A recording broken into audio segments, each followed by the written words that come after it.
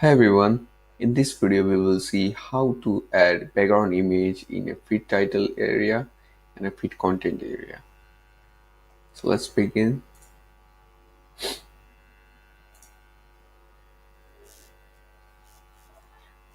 Let's create RSS feed widget. And okay, so I have already selected two images, one for my header title area and the content area. So let's grab URL, go to your feed title section, background image, paste the URL. Change the font color based on the background, so I think white is good. Okay, then now let's take an image, go to fits content section.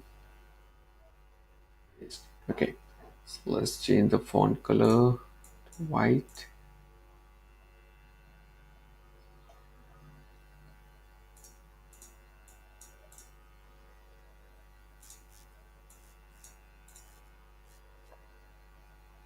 Okay, looks good.